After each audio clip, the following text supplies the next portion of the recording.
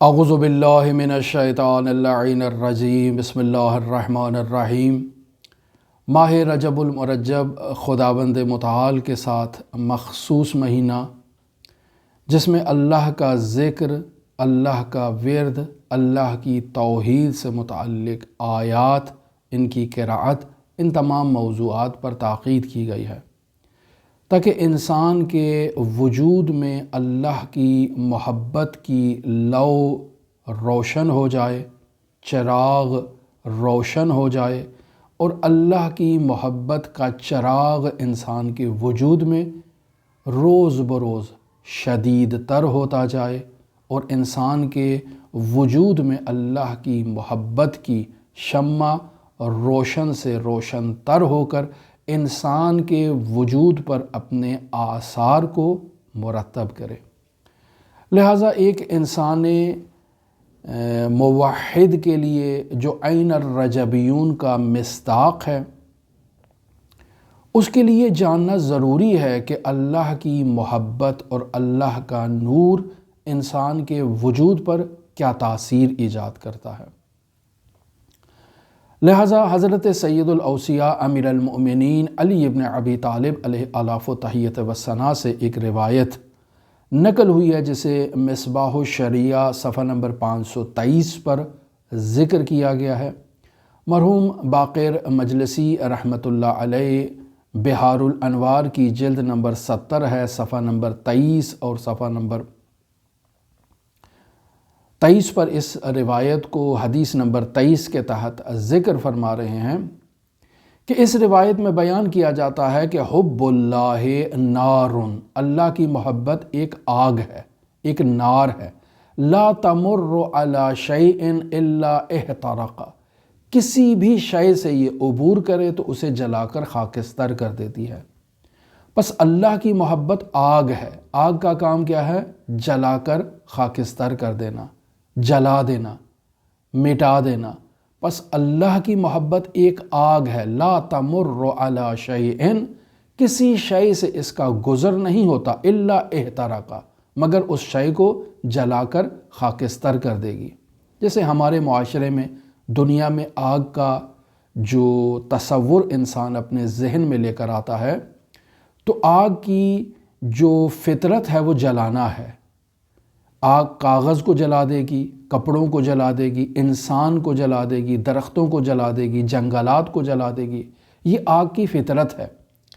لہٰذا آگ جہاں کہیں بھی ہو جلا کر خاکستر کر دیتی ہے،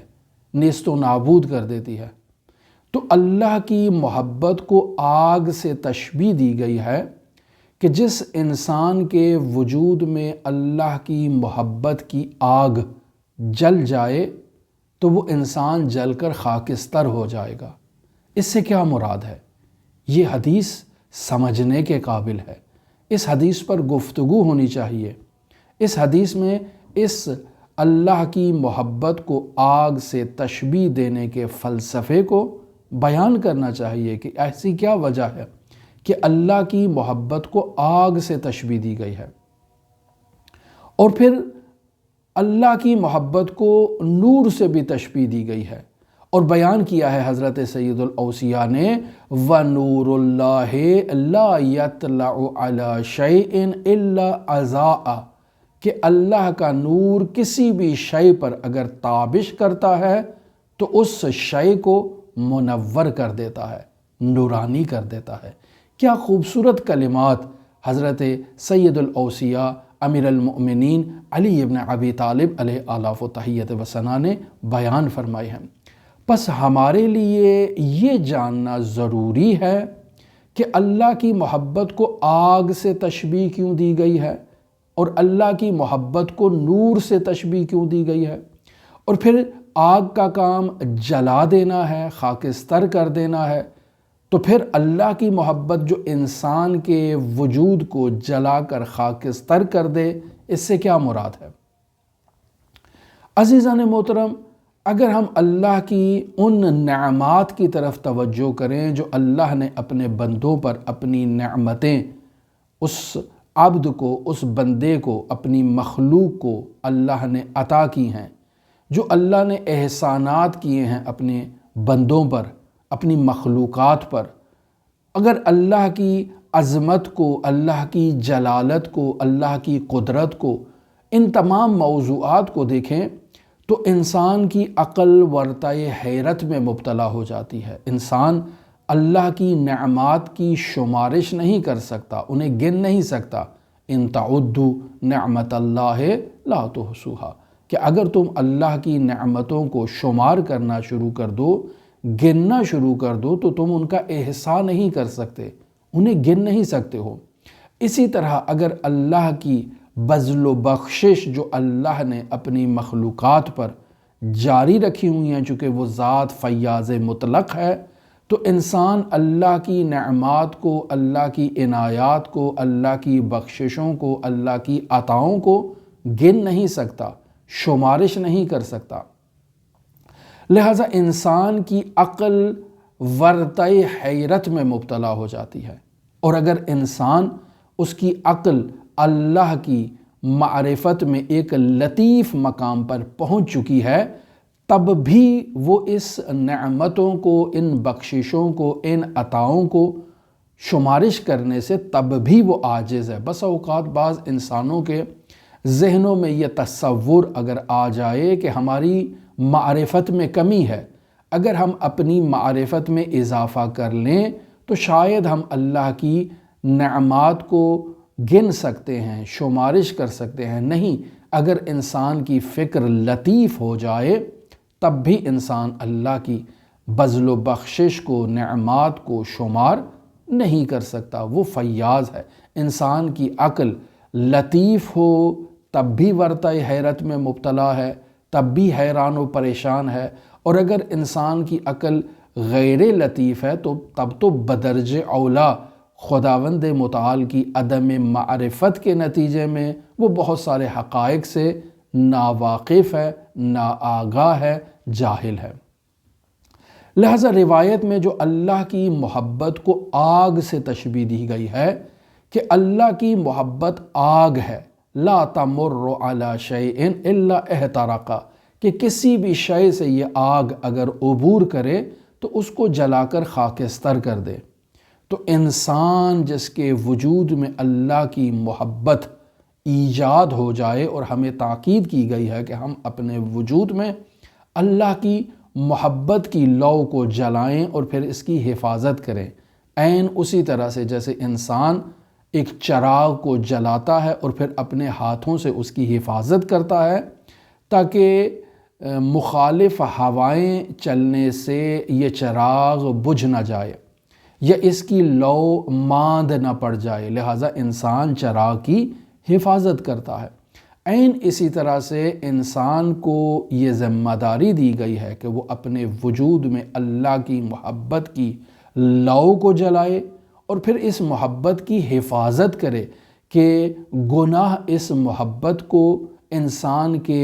وجود سے مٹا نہ دیں۔ کیوں؟ چونکہ یہ گناہ اس مخالف ہوا کا کردار ادا کرتے ہیں کہ جو انسان کے وجود سے اس محبت کا قلاقمہ کر دیتے ہیں، برطرف کر دیتے ہیں، دور کر دیتے ہیں، اس محبت کو مٹا دیتے ہیں۔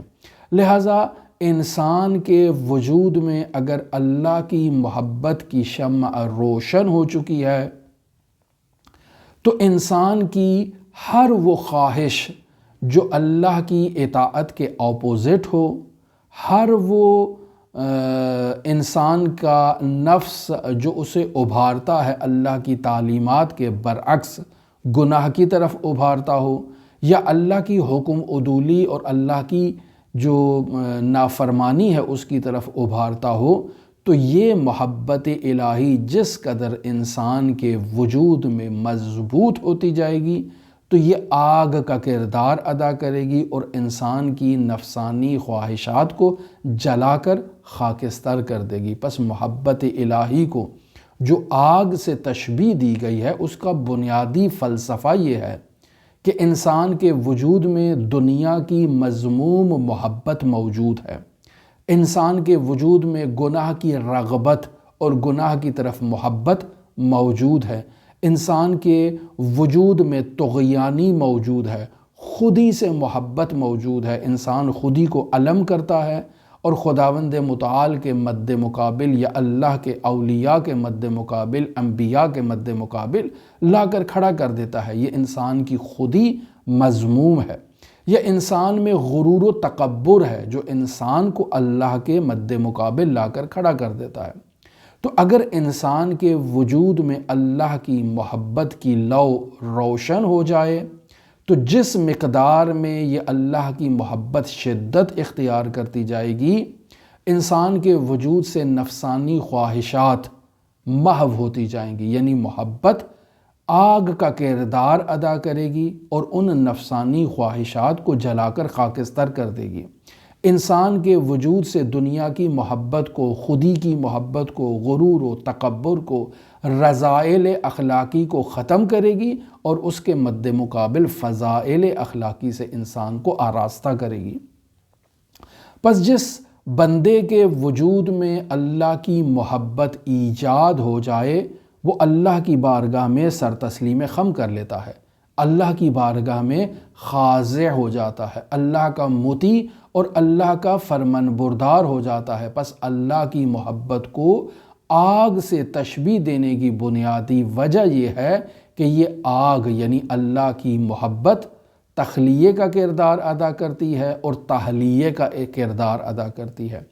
یعنی کیا؟ یعنی انسان کے وجود سے رذائل اخلاقی کو ختم کر کے انسان کو فضائل اخلاقی سے آراستہ کرتی ہے، لہٰذا اللہ کی محبت آگ کا کردار ادا کرتی ہے اور غیریت کو جلا کر خاکستر کر دیتی ہے، یعنی ہر وہ چیز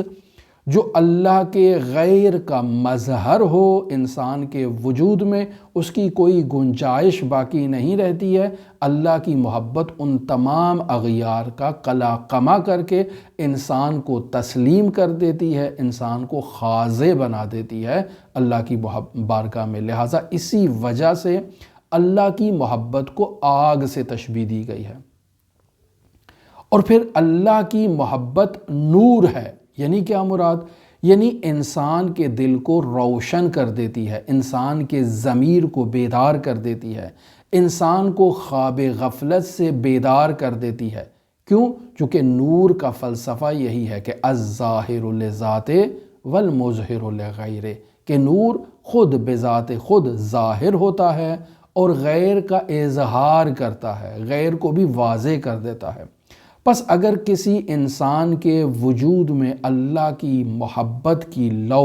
روشن ہو جائے، اللہ کی محبت کا نور کسی انسان کے وجود میں آ جائے،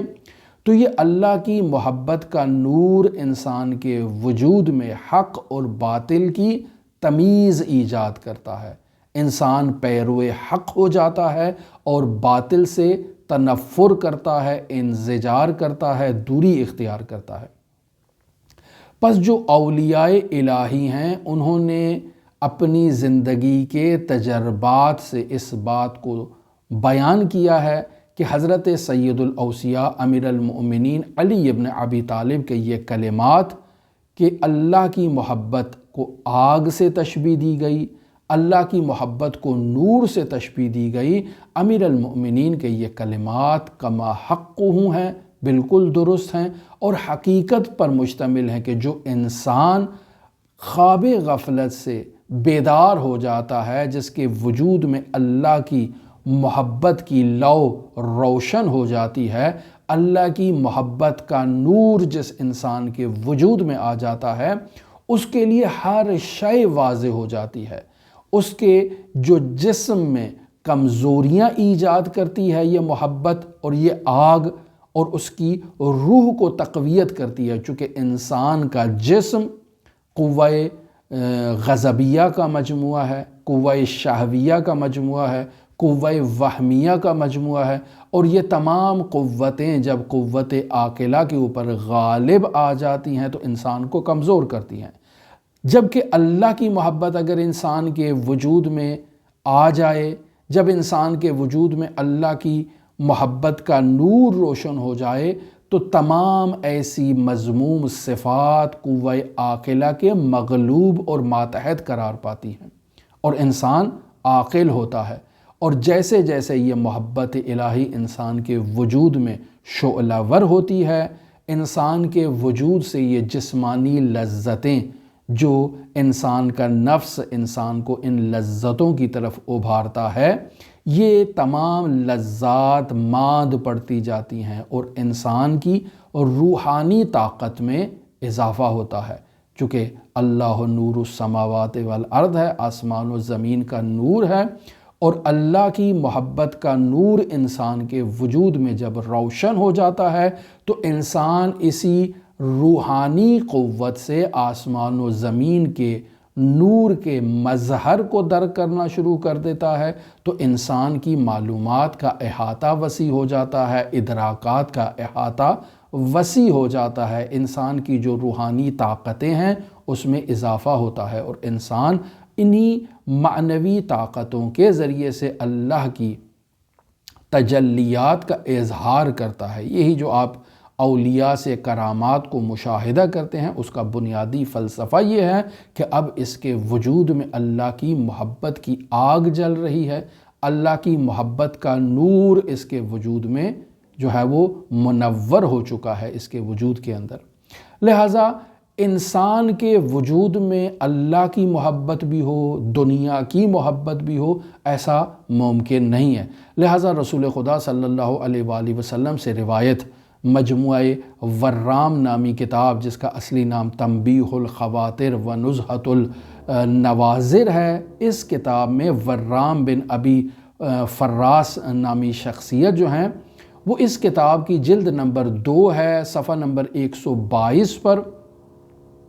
رسول خدا صلی اللہ علیہ وآلہ وسلم سے اس روایت کو نقل کرتے ہیں کہ حب الدنیا و حب اللہ لا یجتمعان فی قلب ابدا، کہ اللہ کی محبت اور دنیا کی محبت کسی دل میں کبھی بھی جمع نہیں ہو سکتی ہیں۔ اگر دنیا کی محبت ہے تو وہ اللہ کی محبت کے ماتحت ہے۔ یعنی کیا مراد؟ یعنی دنیا میں انسان جس چیز سے بھی محبت کرتا ہے، چاہے وہ اس کی اولاد ہو، چاہے اس کی پراپرٹی ہو، چاہے اس کے اموال ہوں، چاہے اس کی اجناس ہوں، یا جو کچھ بھی ہو، وہ اللہ کی محبت کے ماتحت ہے، یعنی احکام الہی کے ماتحت ہے۔ انسان کبھی بھی کسی بھی چیز کو اللہ کے مد مقابل لا کر کھڑا نہیں کرتا، لہٰذا ایسے انسان کے قلب میں 2 محبتیں نہیں ہیں۔ حقیقت میں محبت صرف اللہ کی محبت ہے، دنیا کی محبت نہیں ہے، لیکن دنیاوی اشیاء سے اگر وابستگی ہے تو وہ اللہ کی محبت کے ماتحت ہے، اللہ کے احکام کے ماتحت ہے،